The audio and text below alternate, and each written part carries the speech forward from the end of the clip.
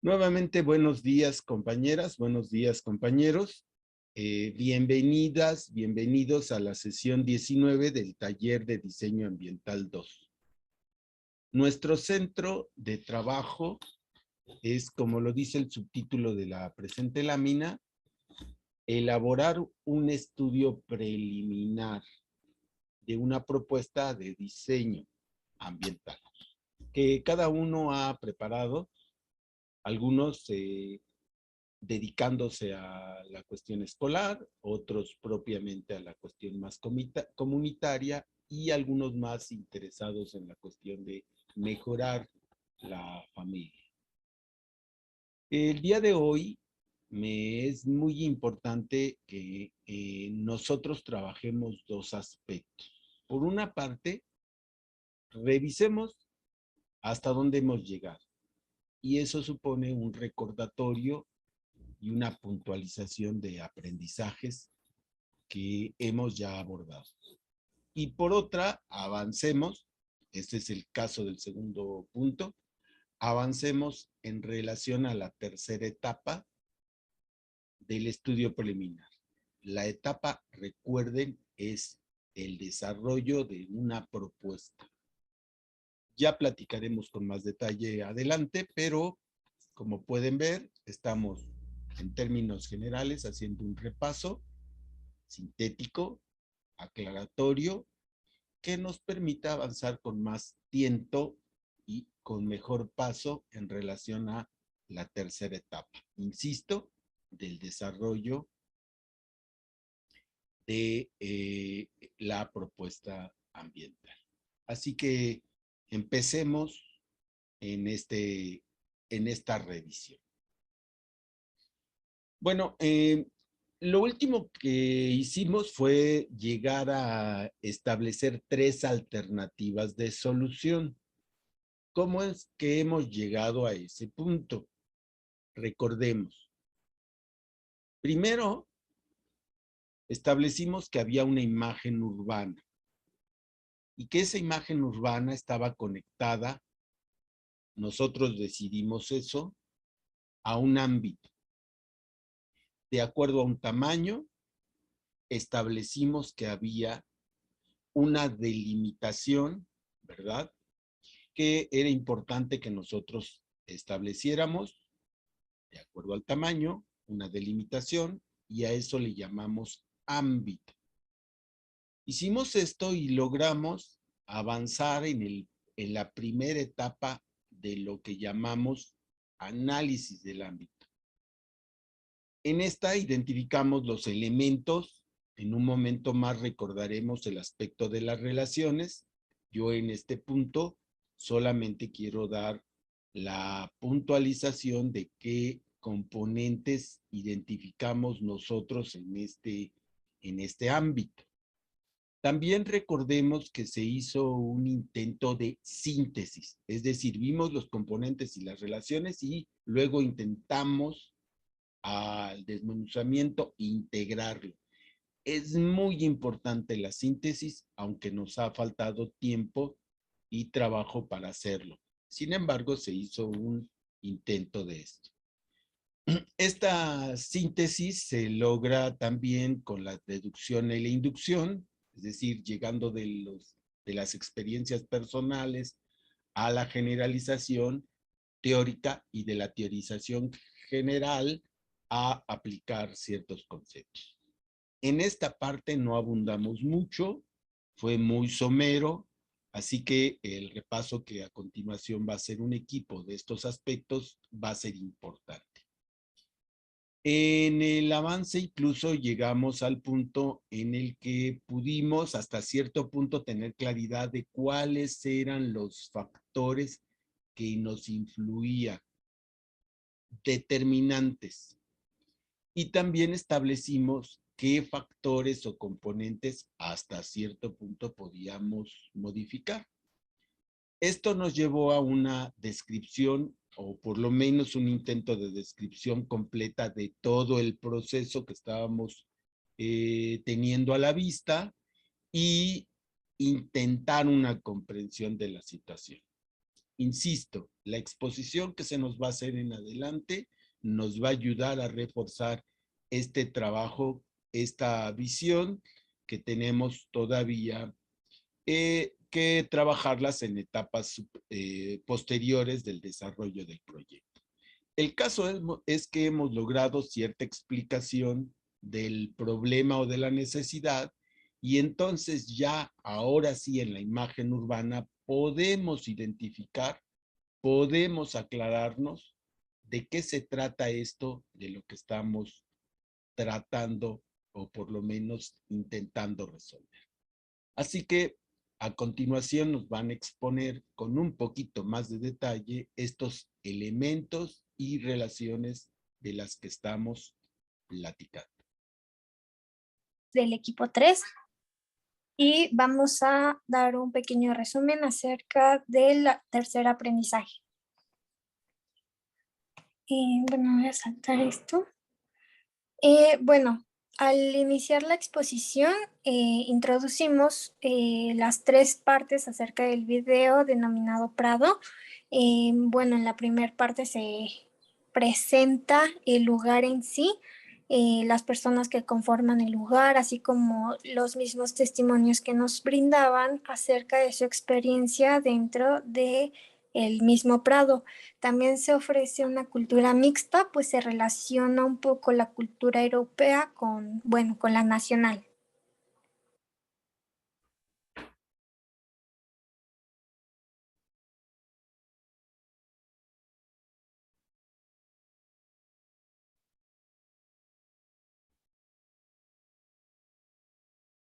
Como lo dijo Aime, es la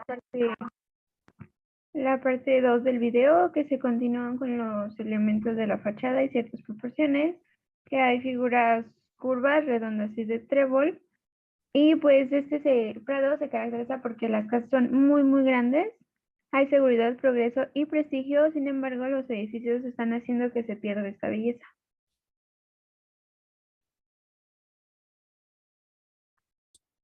En la tercera parte se ve que las edificaciones están deterioradas y se necesita tener un uso específico para que ayude a tener un ambiente placentero, además de incrementar la satisfacción psicosocial de la comunidad y así poder renovar la arquitectura del Prado.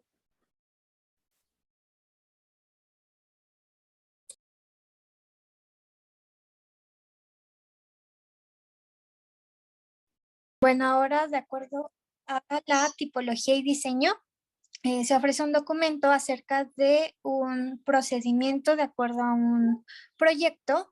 Eh, bueno, dentro de las generalidades del proyecto se habla de un diseño de interiores de acuerdo a una universidad donde manifiestan el diseño mismo de espacios como una necesidad del tipo funcional y también programática, perdón. Bueno, aquí metemos la metodología, que es el desarrollo de la propuesta misma morfológica para trabajar las relaciones a escalas, zonificaciones y también la de la búsqueda de un entorno que sea factible para el desarrollo mismo. Me voy ahora al proceso de diseño, que era parecido a lo que llegamos a comentar acerca de las cuadrículas, las proporciones áureas y también la composición de fachadas. Dentro de la conclusión se da un enfoque acerca de la propuesta inicial presentada, de la metodología. Se dice que se analizó el proceso y el resultado del sistema y como último, la instauración de bases para el uso de las propuestas. Luego se ofrecen 4 capítulos. El primero es reseña histórica evolutiva y maneja la referencia entre el planeo en el desarrollo funcional. Luego viene el capítulo 2 que dice proyecto áulico racionalista, que precisa bueno, en esta parte es donde la metodología se vuelve independiente. En el capítulo 3, la transición es en el trabajo final donde se desarrolla una maqueta y la documentación que busca ser corregida o cambiada. Y bueno, en el último capítulo, que es el proyecto áurico morfológico, se desarrolla el trabajo práctico realizando la metodología anterior con la relación de los capítulos para ofrecer el trabajo final.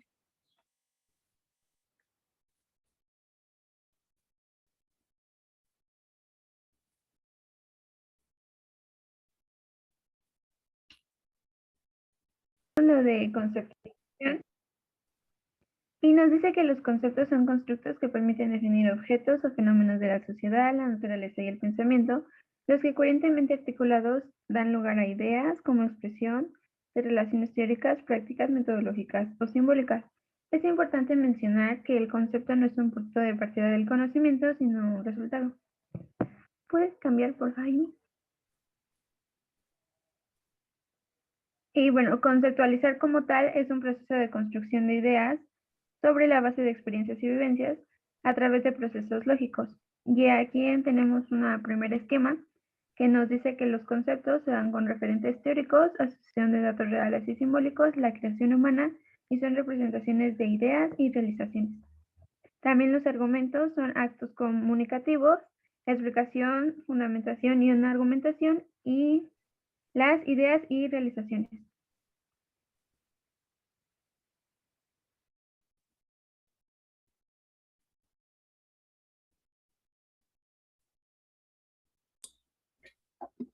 Aquí está el espacio urbano en aspectos teóricos. Está el modernismo, la modernidad, la modernización.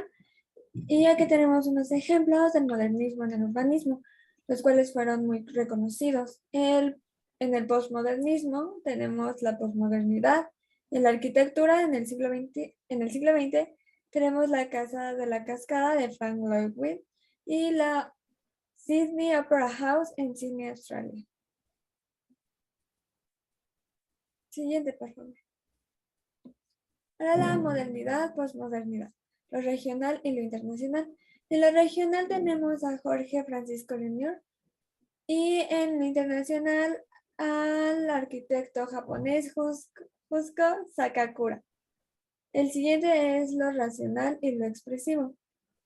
Aquí existe una idea clara con una posición entre el racionalismo y el organicismo.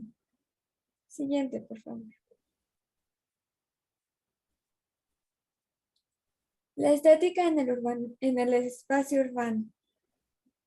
Aquí se mencionan varias teorías clásicas como de Platón y Aristóteles sobre el arte, tanto del canto, la música, la pintura, el teatro, la literatura, los cuales ellos mencionaban que no funcionaba, o sea que realmente hacía daño a la humanidad. Y después tenemos la estética moderna de Immanuel Kant, George William Friedrich Hegel y Arthur Schopenhauer, en lo cual ellos decían que el valor del arte se lo daba a cada persona, dependiendo pues, de lo que sentía y de lo que emocionaba. En la estética y el arte tenemos el teatro, la literatura y la pintura. Aquí tenemos algunas imágenes de ejemplos de pintores del siglo XIX, del siglo XX, los cuales podemos tomar mucha diferencia, ¿no? Siguiente, por favor. Las principales influencias contemporáneas fueron H. Bergson, Benedetto Croce, Jorge Ruiz de Santayana, John Dewey, Jean-Paul Straits, y las controversias académicas que se dieron fue el minimalismo, el neoexpresionismo, la escultura y el posmodernismo. Aquí tenemos algunos ejemplos del minimalismo, de la escultura y del posmodernismo. Siguiente, por favor.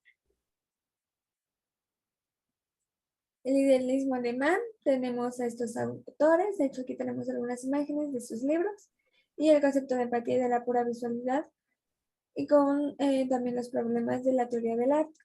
Siguiente, por favor.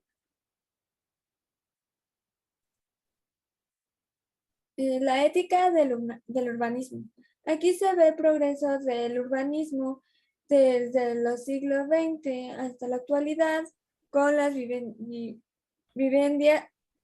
viviendas vecinales. Siguiente.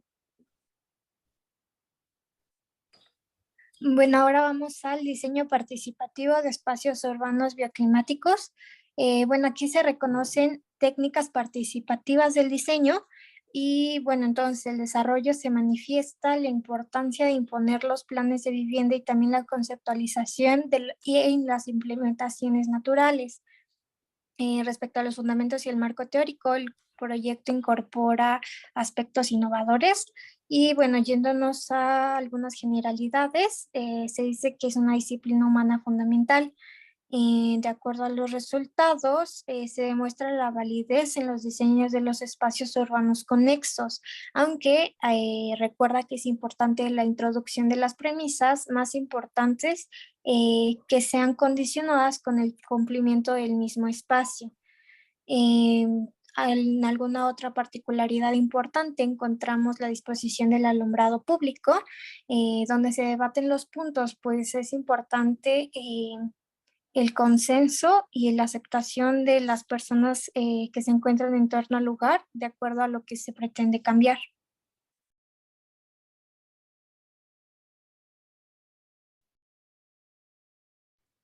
La arquitectura vernácula es es un tipo de construcción muy tradicional que nace en ciertos pueblos de una forma autóctona y que se caracteriza por contar con materiales locales y de construcción autónoma.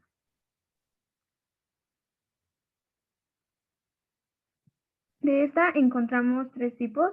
Uno es la tropical, la que se ubica pues en países o en regiones, como su nombre lo dice, en tropical, y la arquitectura contemporánea, que es una constituida entre los últimos años 20 y 30, y la de por país, y ya pues depende de cada país.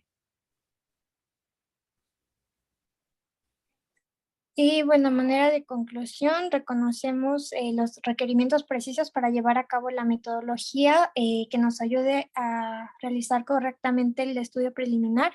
Y bueno, recomendamos la lectura del material encontrado en la biblioteca digital, pues si bien mencionamos los puntos más generales e importantes, reconocemos que hay más información que puede ayudarle a más de uno. Y bueno, por último, tenemos algunas referencias. Y ya es todo por nuestra parte. Ya que las compañeras nos han expuesto esto, fíjense, lo que las compañeras nos aportan es precisamente esta parte. Fíjense, nos dan un conjunto de elementos que nos permiten desde la teoría, nos hablaron de la estética, nos hablaron de metodologías de abordamiento para el estudio del caso, nos hablaron de tipos de edificios, es decir, fíjense, incluso desde la teoría nos ayudan a entender estos aspectos de lo construido, ¿verdad?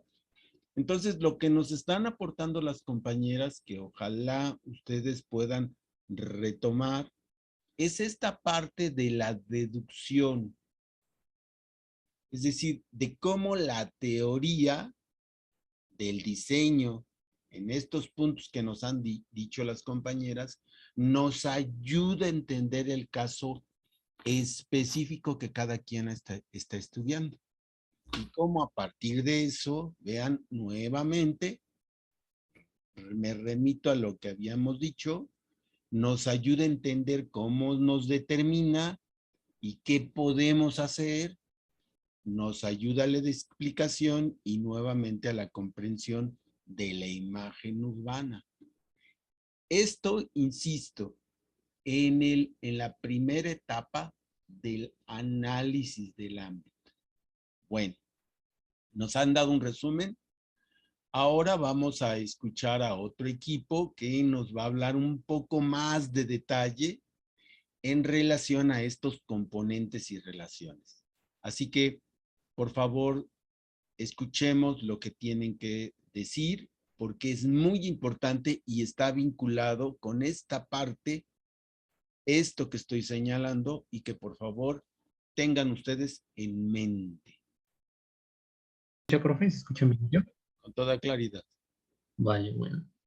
Buenos días, compañeros. Buenos días, profesor. Nosotros somos pues el equipo 5. Vamos a presentar el aprendizaje 5 y pues los integrantes de este equipo son Franco Espino, Edren Yael, García Salinas Ailín, Ramírez Hernández Arrel Montserrat y Vázquez Pérez Jesús Alejandro.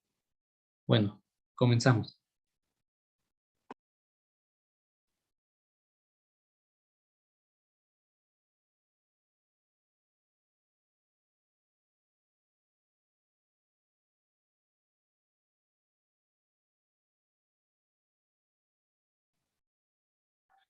Bueno, el aprendizaje sería valora la integración de los elementos naturales y culturales para lograr un bienestar ambiental.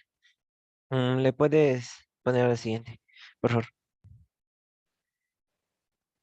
A ver, desarrollo urbano y sustentable. El desarrollo urbano y sustentable surge como un nuevo modelo en el cual se plantea satisfacer tanto las necesidades biológicas como las sociales y culturales de las poblaciones humanas, siguiendo esquemas económicamente rentables, pero al mismo tiempo respetando el medio ambiente. La esencia de este nuevo paradigma implica que los aspectos sociales y económicos y biológicos poseen la misma importancia en la definición del nuevo modelo de desarrollo. Básicamente quiere decir que se propone una manera de, pues, como satisfacer lo que ocupamos los humanos en los sentidos de nuestra vida, pero a su vez, respetando el ambiente y no dañándolo. ¿Le puedes mover a la siguiente, por favor?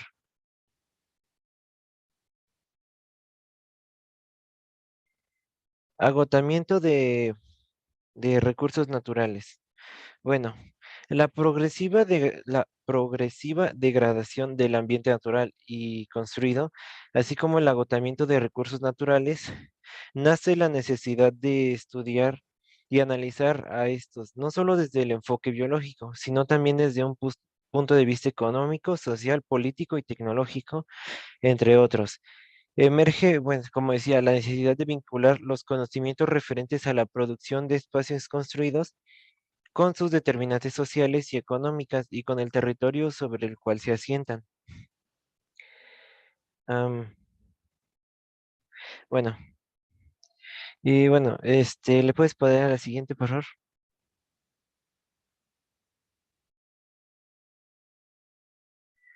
Bueno, en este sentido, estamos en una fase donde el actual modelo de desarrollo está definitivamente acabando como para continuar explotando de manera irresponsable los recursos, pues el planeta bueno, presenta una cantidad limitada bueno, para renovar sus recursos naturales.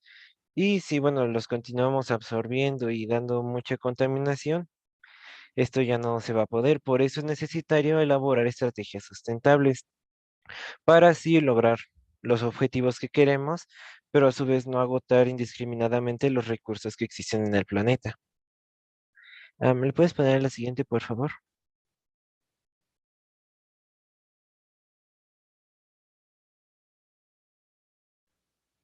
Bueno, a ver, el desarrollo sustentable nos exige procurar la satisfacción de las necesidades de las generaciones presentes sin atentar, como, bueno, como aquí dice, a las generaciones futuras a resolver sus propias necesidades en las condiciones de un medio ambiente favorable. ¿Qué quiere decir esto? Que necesitamos nosotros satisfacer pues las necesidades humanas, pero procurando dejar a las generaciones futuras con algo para que ellos lo puedan hacer. El desarrollo también, bueno, nos permite satisfacer nuestras necesidades naturales y espirituales sin comprometer, como decía, a las generaciones futuras. Am, bueno, este proceso que permite que la generación actual podamos hacer lo que dije que ocupamos y dejarles un mundo mejor a las generaciones futuras. ¿Le puedes cambiar, por favor?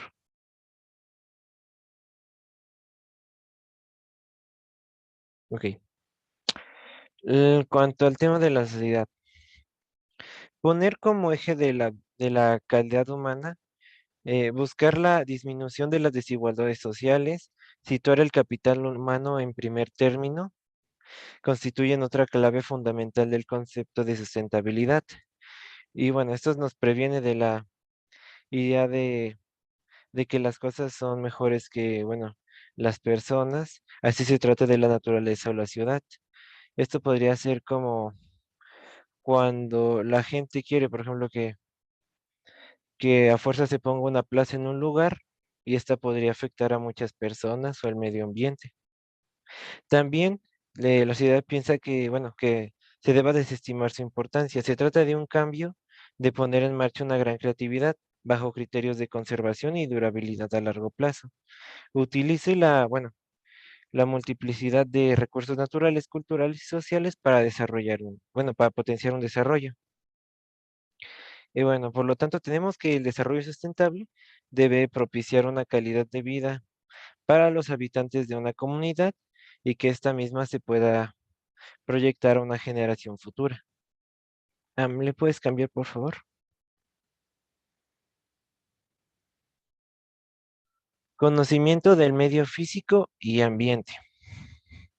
Bueno, estas son una serie de variables en relación con el soporte urbano para constatar el modo en que las condicionantes locales climáticas pueden llegar a modificar sustancialmente los planteamientos generales de un asentamiento o un desarrollo de criterios ambientales.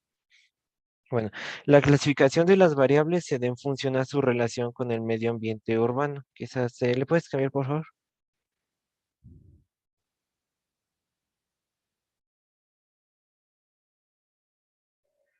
Bueno, como decía, se clasifican las variables de acuerdo a si están relacionadas a al medio ambiente, como pues, la naturaleza y así, o al medio urbano. Esos serían, por ejemplo, la relación con el medio ambiente sería la radiación solar, la vegetación, el viento, el agua, la geomorfología, que quiere decir que son como elementos de la naturaleza. Y después estaría el medio urbano, la red vial, espacios libres, morfología de las manzanas, morfología de los lotes, tipología edificatoria, que son como ya las calles y bueno, en general lo que está hecho por el humano. ¿Le puedes cambiar, por favor?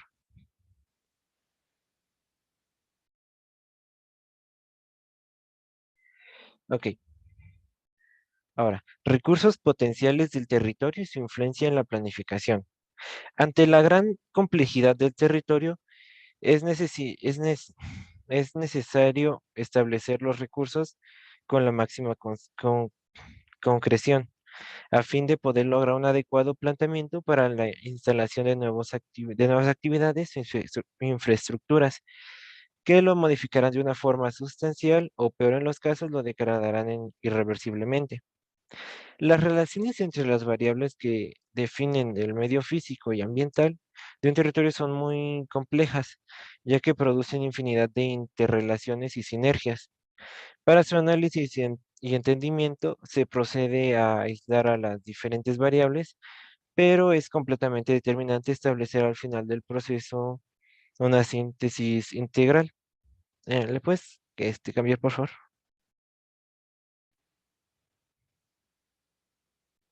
Ok. Ah, geomorfología y las formas del relieve.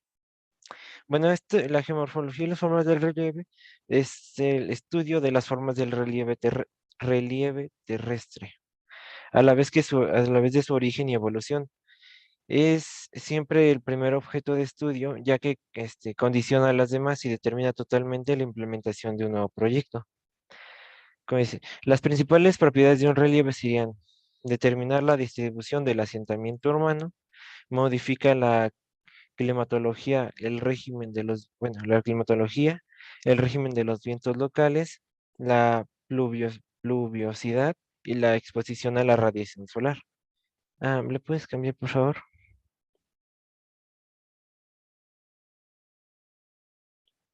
Oh. También aquí se determinan los factores de erosión y depósito según el grado de pendiente crítica establecida en el 40%. Condiciona las aguas superficiales y los cauces hidrológicos. Y bueno, selecciona la vegetación por su capacidad frente a la altitud, la exposición y la pendiente de soporte. ¿Puedes cambiar, por favor?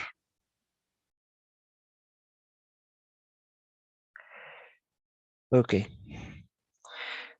El agua superficial y sus condicionantes. Vaya.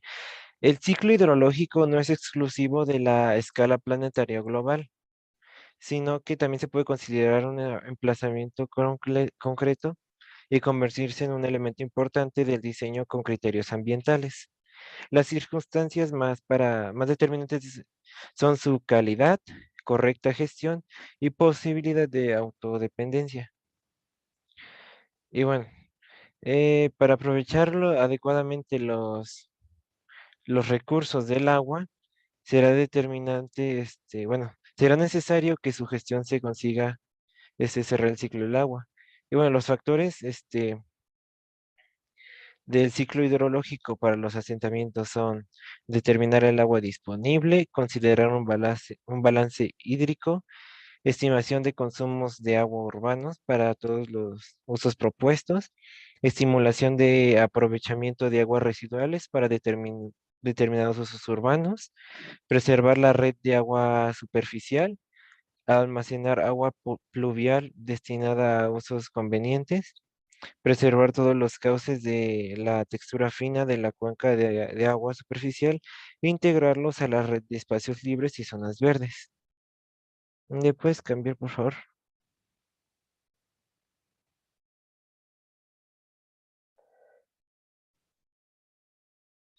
O como decía en la diapositiva pasada en unos puntos, la calidad del agua tiene que ver, ya que, bueno, esta debe estar estricta, bueno, está relacionado a su uso.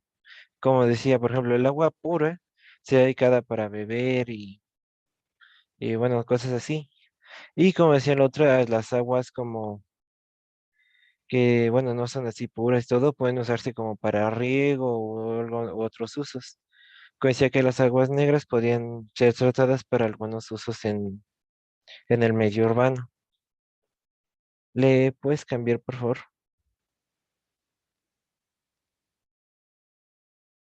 Ok. El suelo y el subsuelo como soporte de la ciudad.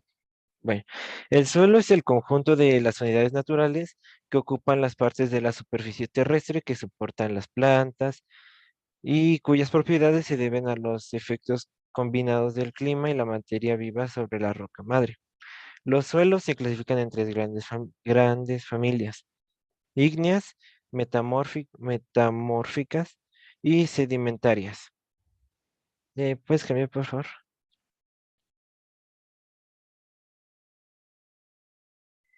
Ok. Las cualidades y la vocación del suelo vienen definidas por una serie de elementos característicos que tienen relación con la planificación.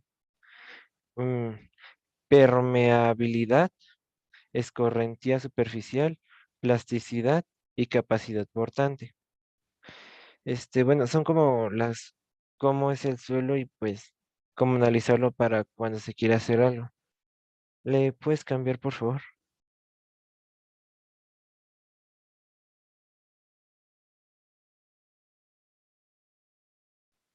No. La vegetación y sus principales ambientales. Bueno, la vegetación es un manto vegetal de un territorio, dejando a un lado las indudables características visuales y de paisaje.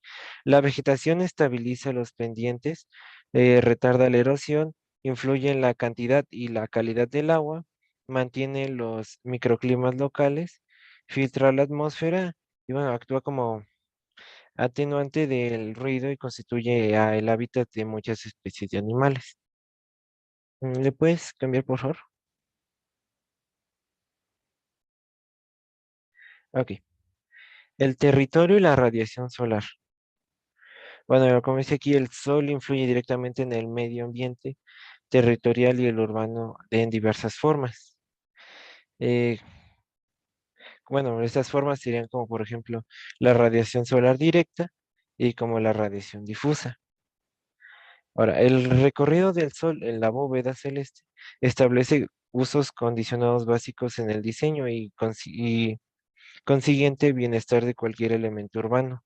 Influye en la zonificación, también condiciona los diseños de las fachadas de las edificaciones y bueno, determinan muchos factores en la red de espacios libres y zonas del verdes de la ciudad. ¿Le puedes cambiar, por favor?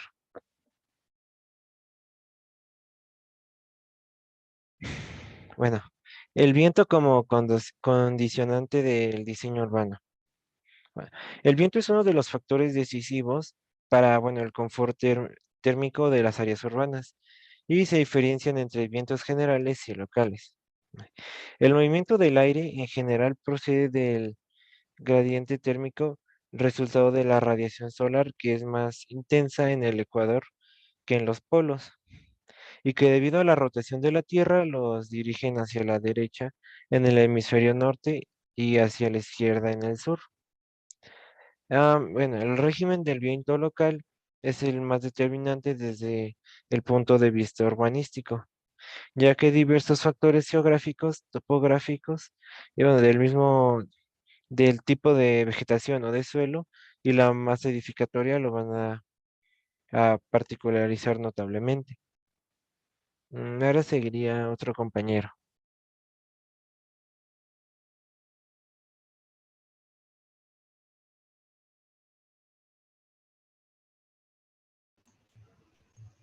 Bueno, pues yo les hablaré acerca de la arquitectura bioclimática y estrategias de climatización natural.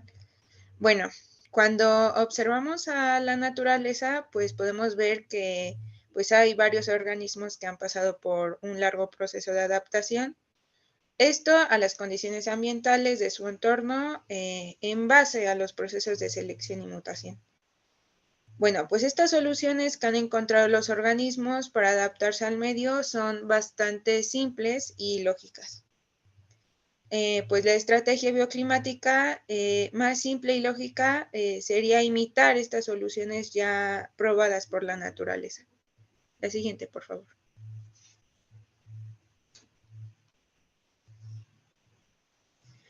Bueno, para comprender todo esto necesitamos saber qué es estrategia. Y esto se refiere a las acciones para la consecución de un fin, esto basado en ciertas reglas o principios, o de igual manera directrices que ayuden a tomar las decisiones correctas. Bueno, en el caso del diseño bioclimático, la toma de decisiones se basa pues en un análisis de las condiciones ambientales, en principios termofísicos y en la utilización de herramientas metodológicas o también en diagramas que permitan establecer con claridad las acciones de diseño a seguir. La siguiente, por favor.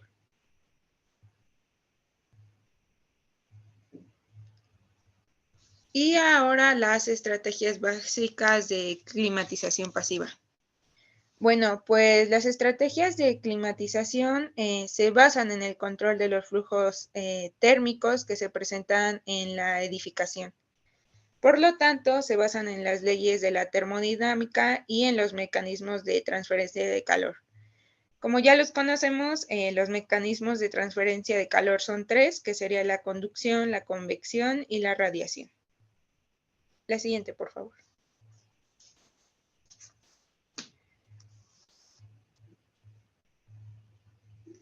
Bueno, y ahora veremos las herramientas de análisis y la primera sería la carta bioclimática.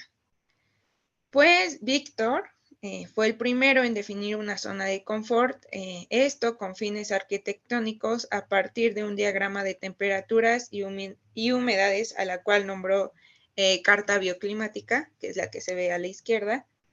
Bueno, pues esta carta fue posteriormente ajustada por Arens y finalmente presentada por Sokolai con ajustes a la temperatura neutra.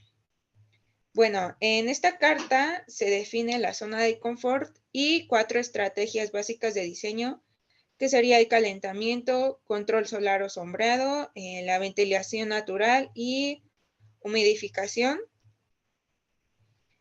Y esta carta está hecha para un arropamiento de un clon y puede utilizar para distintos grados de metabolismo como 130, 210, 300 y 400. En esta carta se grafican las líneas correspondientes a las temperaturas y humedades máximas y mínimas de cada uno de los meses y se definen los porcentajes correspondientes a cada una de las estrategias. La siguiente, por favor.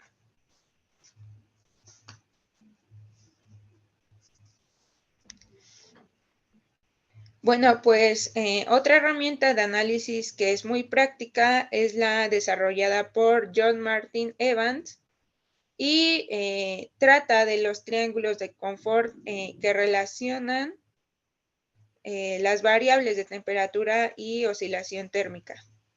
Estas últimas es un parámetro importante ya que de alguna manera establece las variaciones de temperatura a lo largo del día. Bueno, la temperatura media por sí sola puede ser muy engañosa. Entonces, supongamos que una localidad de temperatura mínima es de 10 grados y la máxima es de 30. Por lo tanto, su temperatura media es de 20. Pero podría haber otra localidad con una temperatura mínima de 18 grados y máxima de 22.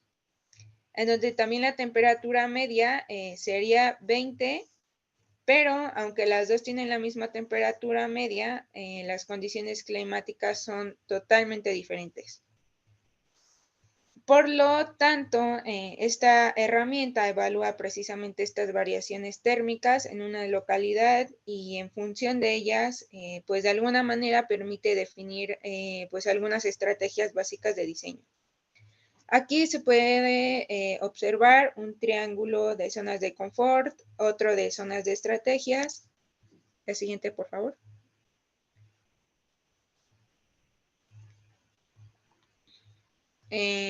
Graficación de datos mensuales, la graficación de datos anuales y estrategias de diseño, que sería la que está a la derecha. La siguiente, por favor.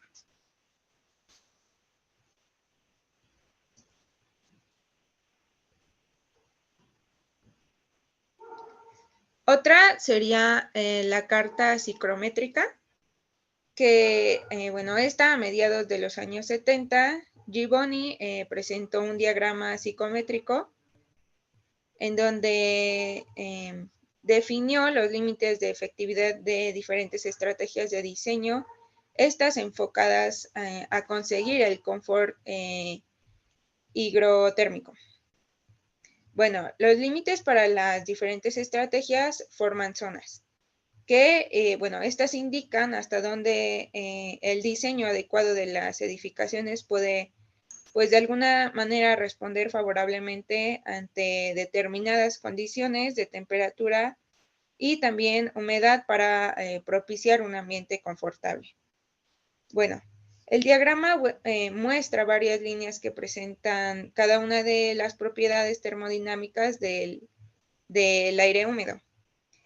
El eje horizontal o de las abscisas representa la temperatura del bulbo seco en grados y el eje vertical o de las ordenadas presenta la humedad absoluta o la presión de vapor. Las líneas curvas presentan la humedad relativa en porcentaje y las propiedades termodinámicas del aire dependen en gran medida de la presión atmosférica. Por lo tanto, el diagrama debe ser ajustado a la presión o altitud de cada localidad. Y por otro lado, tenemos la temperatura neutra y la zona de confort, que estas dependen de las variables climáticas del sitio de estudio, por lo que también las zonas de confort y las estrategias deberán ajustarse dependiendo de la temperatura neutra. Bueno, con base en el diagrama original de Gibboni, Docherty y Sokolai, proponen el ajuste de las zonas de estrategias, esto en función de varios criterios de climatización y de confort. Asimismo, establecen las fórmulas matemáticas para calcularlas. La siguiente, por favor. La siguiente.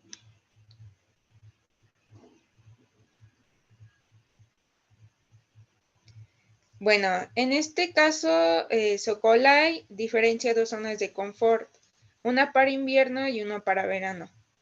Estas están determinadas con base en la temperatura neutra mensual del mes más frío y la del mes más cálido. Bueno, en la carta se definen varias zonas en función de estas dos zonas de confort, que serían las estrategias para la época fría, que son el calentamiento solar pasivo, el calentamiento solar activo y la masividad de invierno. Y para las estrategias de la época cálida son la ventilación natural, la masividad de verano, la masividad de ventilación nocturna, el enfriamiento evaporativo directo, el enfriamiento evaporativo indirecto. Bueno, si los datos de la temperatura, humedad están fuera de de estas zonas, entonces se requerirá la calefacción artificial del acondicionamiento del aire convencional. Y resumiendo todo esto, tanto la carta bioclimática, los triángulos de confort y la carta psicométrica marcan estrategias de diseño para conseguir condiciones de confort adecuadas.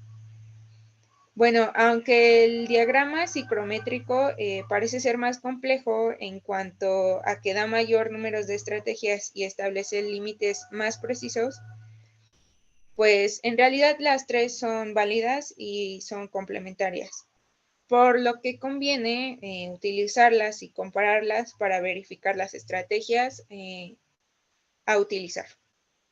La siguiente, por favor.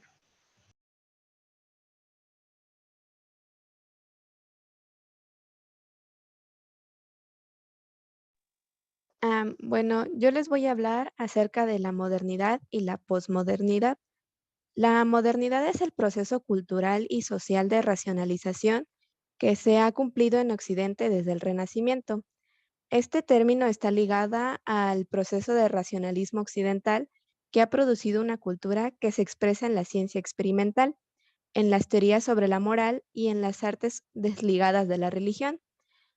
Debemos mencionar que el cambio más importante en la modernidad fue que los proyectistas aceptaron una responsabilidad social y la arquitectura y el diseño se convirtieron en un servicio para satisfacer necesidades prácticas y no para anhelos estéticos. La posmodernidad se refiere a la disolución de las formas sociales asociadas con la modernidad. El posmodernismo es un área de estudio académico desde 1980 que creció a partir del modernismo. Se define como un movimiento ecléctico que se origina en la estética, en la arquitectura y en la filosofía. La siguiente, por favor.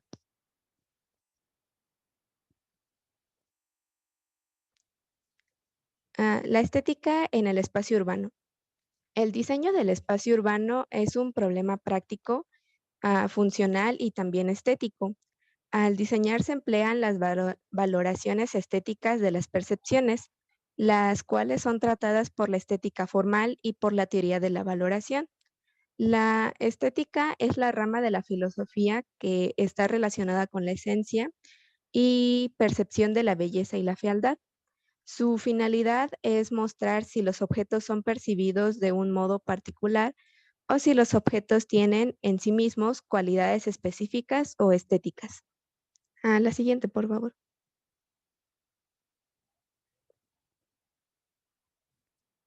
La ética en el urbanismo. A inicios del siglo XX se empieza a proyectar hacia una forma urbana que tuviese mejores condiciones para el bienestar de los seres humanos, ya que la ciudad inicial era industrial. La Bauhaus apoyó unos principios generales que conforman una ética básica, que en síntesis consistía en la prioridad del pensamiento urbanístico sobre el proyecto arquitectónico, la máxima economía en el uso del suelo y en la construcción para solucionar en lo posible el problema de la vivienda urbana, la racionalidad y funcionalidad, así como el evitar lo superfluo, ya que la belleza está en las propias formas de la arquitectura, en su sintaxis y sus propios medios constructivos. No es algo añadido como decoración. El uso sistemático de la tecnología industrial y, por último, la consideración de la arquitectura y el diseño industrial como factores para el progreso social y democrático. La siguiente, por favor.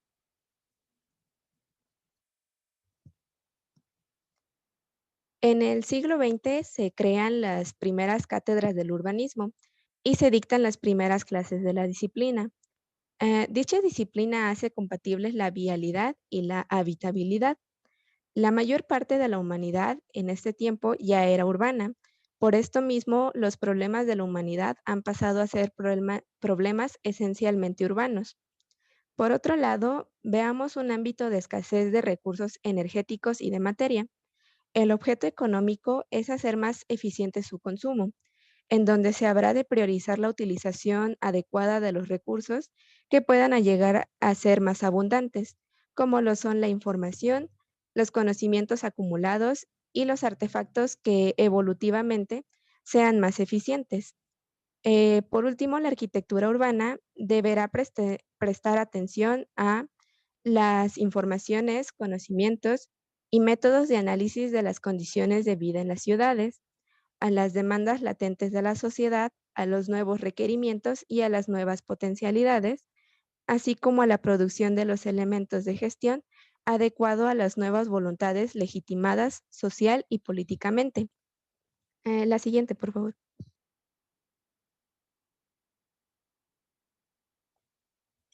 La expresión del espacio urbano. Una sociedad urbana es una cultura y la cultura urbana posee un cierto sistema de valores, normas y relaciones sociales.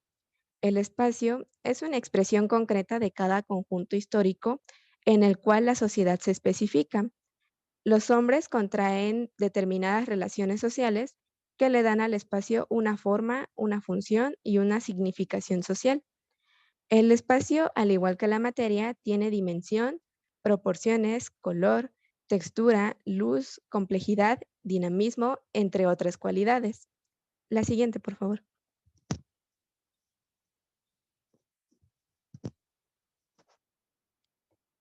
La composición. La composición es la estructura del lenguaje visual que nos permite comunicar un mensaje. Es la disposición de los elementos en el espacio. Tales elementos tienen un valor por sí solos y otro diferente al combinarlos, y depende de su combinación y elección adecuada para que la intención del artista visual sea comprendida. En la composición se debe considerar lo siguiente. Existe un tema central y un tema complementario. Existe un centro de interés y elementos complementarios. Se agrupa deliberadamente lo disperso en una unidad que se expone y expresa. Y por último, supone una previsión de lo que queremos expresar, es decir, un qué, un dónde, un con qué y un para quién. No está. El análisis paisajístico nos explica cómo se percibe el espacio urbano, explicando la comprensión social, lo sensorial y la capacidad visual. Hay tres tipos de análisis. El análisis referido al uso es un análisis que busca responder a cómo se usa el espacio y se registra estructuralmente y en forma sistemática aquellos elementos que son percibidos por el usuario de manera evidente. El análisis de los fenómenos sensoriales es el análisis, en este análisis la imagen urbana es producto de un proceso perceptual múltiple de fenómenos sensoriales. Y dichos fenómenos sensoriales se refieren a lo que se puede percibir de las cosas por los sentidos. Y por último, el análisis de las relaciones espaciales, que su propósito es el de considerar a todos los elementos que participan en la creación del arte urbano. Los principales elementos de este tipo de análisis son la dirección óptica, la coordinación óptica y la relación del lugar. Es todo por mi parte, los dejo con mi compañero.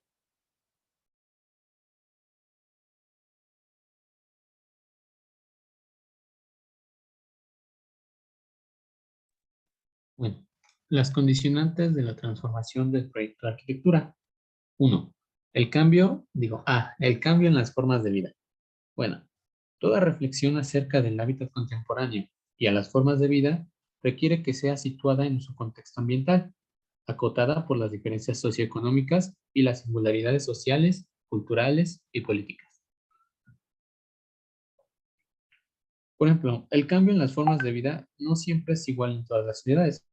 Con el simple hecho de compararlas solamente en el aspecto formal del habitar colectivo, entre una sociedad de economía desarrollada y otra que está en desarrollo, podemos observar que en la primera, la habitación colectiva es de preferencia en altura, impulsada por una política del uso del suelo y de servicios que favorecen la densidad y la concentración de la ciudad. Sin embargo, en la segunda, las políticas habitacionales de construcción masivas son mayoritariamente de baja altura, extensos conjuntos habitacionales compuestos por unidades de viviendas adosadas de 1 a 2 pisos, repetidas infinitamente. Una vez observado este fenómeno desde la transformación de la vivienda, se es evidente que aunque tenga distintos inconvenientes en términos urbanos, este modelo por extensión se ajusta más a una sociedad en desarrollo, ya que éste deja abierta la posibilidad de que cada grupo familiar, de acuerdo a sus posibilidades, pueda transformar la vivienda.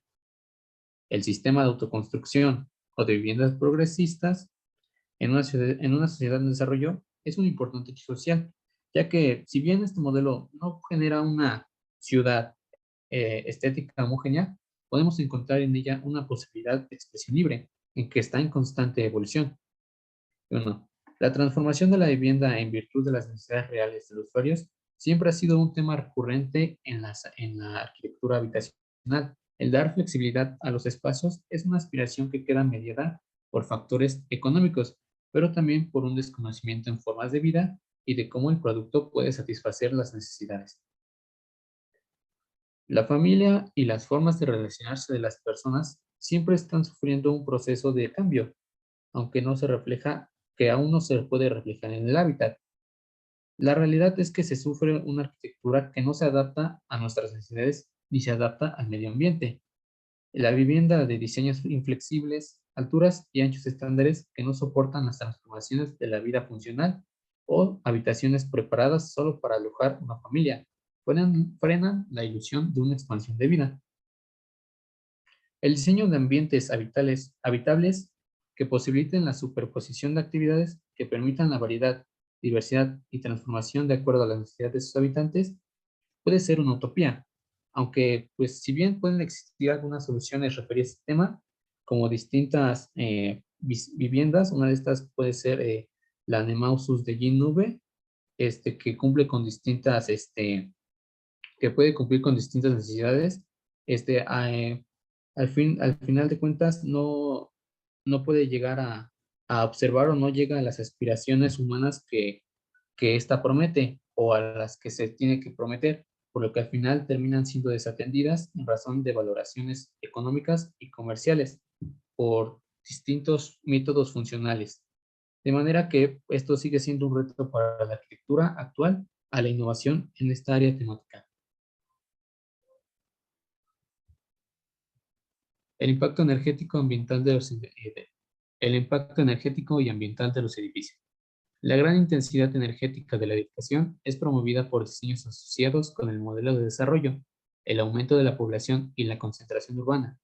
Los principales factores que determinan el consumo energético de los edificios son fundamentalmente la climatología, la calidad de diseño y equipamiento, pero también su mantenimiento y forma de explotación de los mismos. Si vamos a las cifras del impacto real de una edificación, está comprobado que las energías que estos edificios utilizan, como la calefacción, la refrigeración, la iluminación, constituye aproximadamente un 40% del consumo de su energía primaria convencional. Ya si nos vamos a una escala mundial, estos datos resultan ser un poco más impactantes, pues de las 6.000 millones de toneladas que nuestro mundo emite de carbono debido a nuestra actividad humana, aproximadamente 4.5 millones de toneladas se atribuyen a los países industrializados, por lo que el 50% de estas emisiones de carbono son atribuibles a los edificios de una forma u otra, y más si le agregamos la energía usada en viajes hacia los edificios. La cifra se puede aproximar a un 70%. Por lo tanto, si observamos de este modo, arquitectos e ingenieros tienen en su poder una gran responsabilidad de reducir estos altos índices de emisión y carbono, por lo que tienen que diseñar edificios energéticos y ambientales sostenibles. Por otra parte, los procesos constructivos tienen un gran impacto ambiental en el entorno, en todas sus fases, ya sea desde la implantación en el entorno natural, ya que esto pasa por los materiales de construcción y también los residuos de orígenes diversos, y también continuando con la vida útil del edificio, en sus fases de ocupación y mantenimiento. Como contraparte, pues el sector de la edificación es más accesible a las modificaciones, ya que cada una de sus fases se presentan propicias para la implementación de acciones de transformación y también para cambios y procesos de eficiencia energética y ambiental, que permitiría ayudar a reducir sobre todo el impacto energético en el ambiente. Las nuevas exigencias al edificio y las integradas en el diseño del proyecto. Últimamente, a las listas de requerimientos que el proyecto normalmente debe satisfacer, se agregan nuevas exigencias ambientales que están integradas al diseño incorporan una mayor complejidad a los proyectos de arquitectura. Uno de estos ejemplos podrían ser los conceptos de sostenibilidad, eficiencia y también el de ahorro energético, ya que en estos se agrega una interminable lista de requerimientos que se necesitan destacar, como la valorización de los residuos, la gestión ambiental, puede ser el reciclaje, la calidad del ambiente interior, el confort y también la contaminación acústica. En la actualidad, es posible que se puedan contrastar los criterios de diseño con los criterios energéticos y medioambientales. La posibilidad de que se pueda visualizar el proyecto en su contexto permite estimar y también permite que podamos evaluar prematuramente los comportamientos energéticos de un edificio y también para que podamos realizar un análisis preliminar del impacto ambiental de los edificios.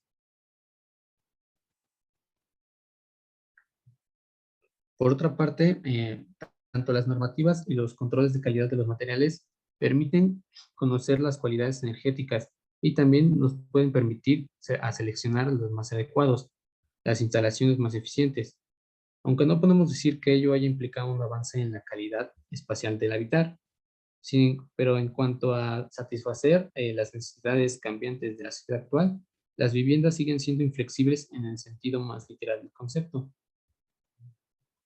La transformación del lenguaje arquitectónico. Bueno, con todo este proceso de transformación y también de transición y transformación, se han generado nuevos conceptos en el lenguaje en el que opera la arquitectura. Estos conceptos son, bueno, ahorita los voy a nombrar, pero forman parte de un nuevo lenguaje. Estos conceptos son expresiones procedentes de distintas materias como lo son la biología, termodinámica, geometría no euclidiana. Estos también buscan conectar e interpretar la lectura contemporánea del espacio arquitectónico y a esta nueva realidad. Entre los muchos nuevos conceptos de lenguaje arquitectónico se destacan el primero, que son los injertos, alteraciones y modificaciones. Estos tratan de aplicar una porción de pensamiento vivo en alguna parte del organismo, de manera que tenga lugar una unión orgánica. Luego sigue el espacio y forma. La forma congela unas determinadas relaciones, en donde alterar no es sinónimo de cambiar su esencia. Y el espacio no se define desde la forma, sino desde sus conexiones. Aquí se establecen órdenes basadas en relaciones topológicas y no formales. Seguiría el fractal. En el fractal aquí, los modelos fractales sirven principalmente para describir distintos fenómenos complejos que están aplicados a la arquitectura y que pueden llegar a proporcionar un nuevo concepto de orden. Sigue con la materia, que la materia en la arquitectura pierde peso sin que por eso se pierda consistencia, ya que su forma depende más del observador y no del objeto. Continuamos con las secciones. Las secciones pues, son espacios definidos por relaciones y no por geometrías, por lo que se puede establecer continuidades entre puntos lejanos y donde el tiempo no es sinónimo de recorrido.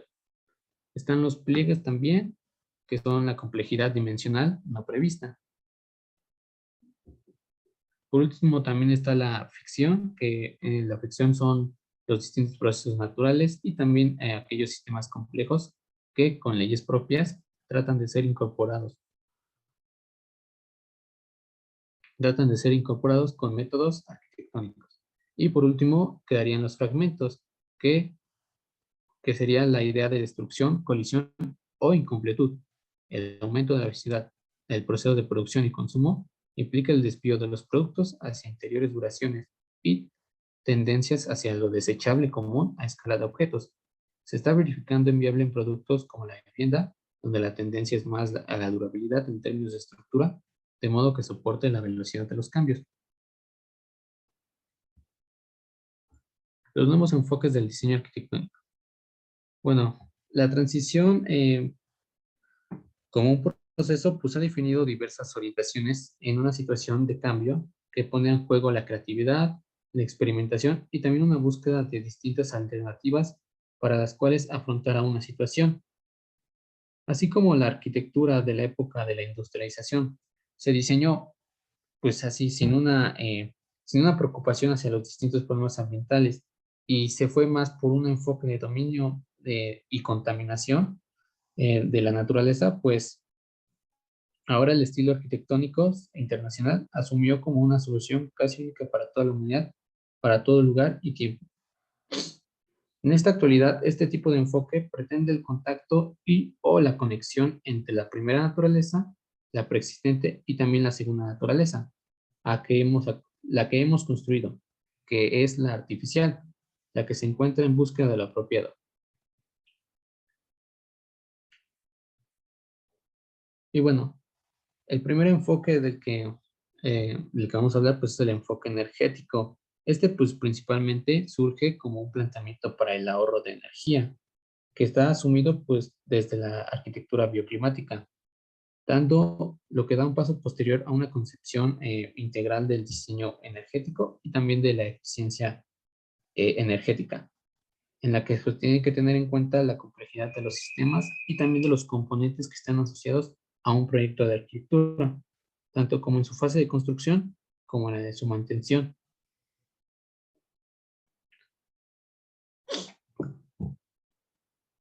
Antes de la crisis energética de los años 70, una práctica habitual en el proceso de diseño era que pues, los edificios se proyectaban con muy poca consideración al problema de ahorro energético. Así, una vez concebido el proyecto por el arquitecto, se llevaba un ingeniero para que, sin estropear el diseño arquitectónico, incorporara los sistemas de climatización y acondicionamiento ambiental, ya que el principal objetivo del diseño de estos edificios pues era promocionar confort para ayudar a reforzar las habilidades productivas de las personas, sin importar un poco en lo sustentable. La calificación, la refrigeración y el control de la humedad del aire no se observan como sistemas y técnicas relacionadas, sino como condiciones en sí mismas productoras del confort humano, sin reparar también el ahorro energético. Debido a esta crisis energética, se implantó un desarrollo integral del diseño, con la mayor participación de diversos personales. En ese periodo, el enfoque energético se juntó el diseño solar, el bioclimático y también el diseño biomórfico, ya que son las concepciones de un diseño sustentable del clima. Estas describen con mayor precisión la conexión entre la biosfera y la forma de los edificios. También el proyecto solar, por su parte, casi siempre ha ofrecido una alternativa limpia y también no contaminante para el medio ambiente, y también un ahorro de energía.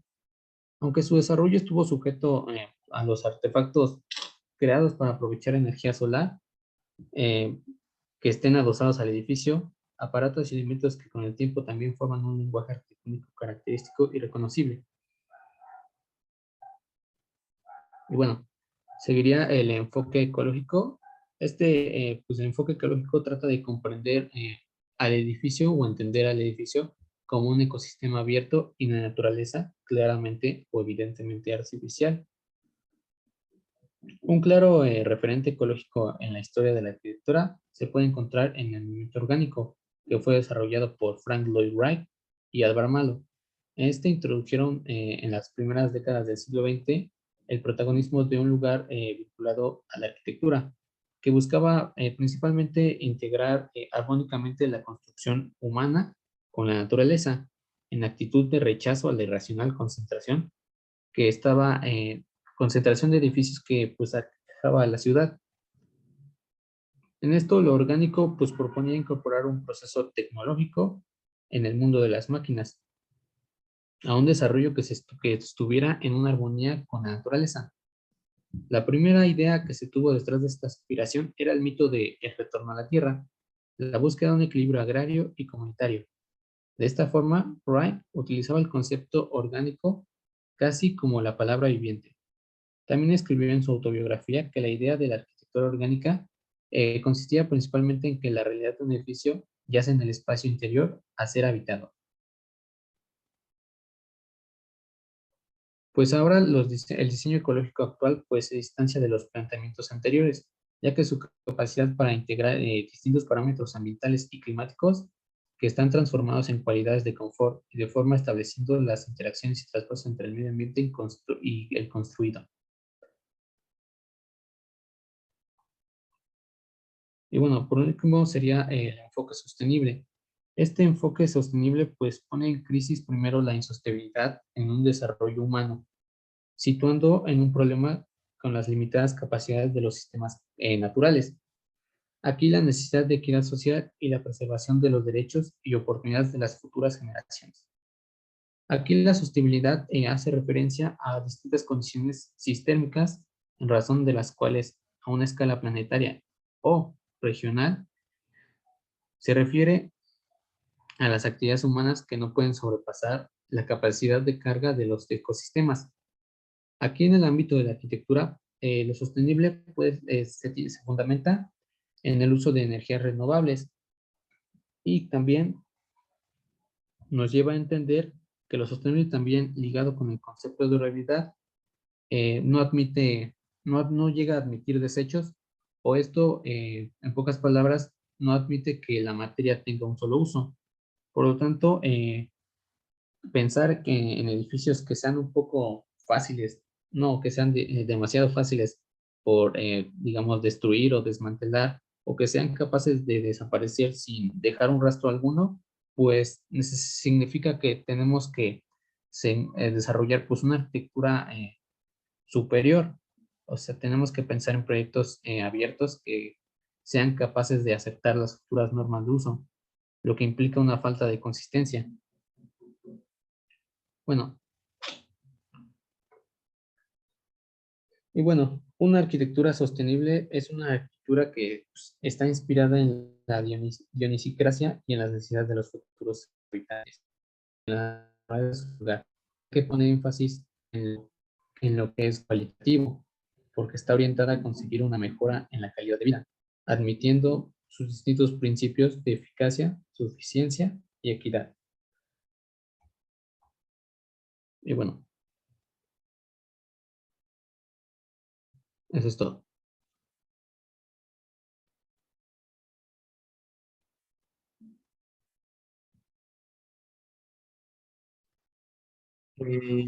Dice, hay que satisfacer las necesidades humanas, pero pues también vamos a respetar pues lo que ya hay, lo que ya está, que es el medio ambiente. Entonces tratar de fusionar esas dos y pues crear pues espacios que, que tengan ese equilibrio. En sí la estética, tiene que ver mucho con el diseño del espacio urbano, que es, además de un problema práctico, funcional y es estético.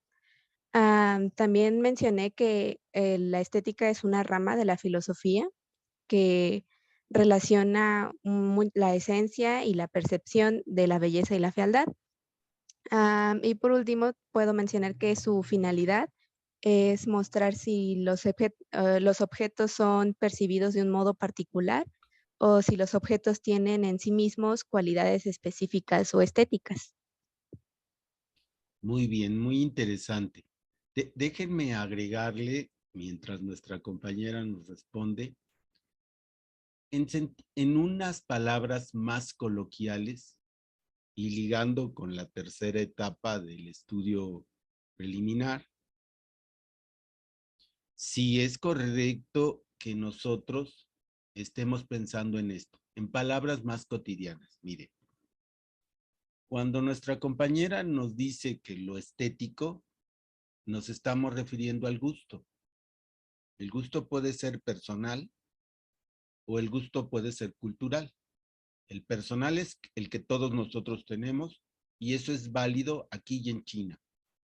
Nadie nos puede imponer un gusto diferente. El gusto cultural es diferente.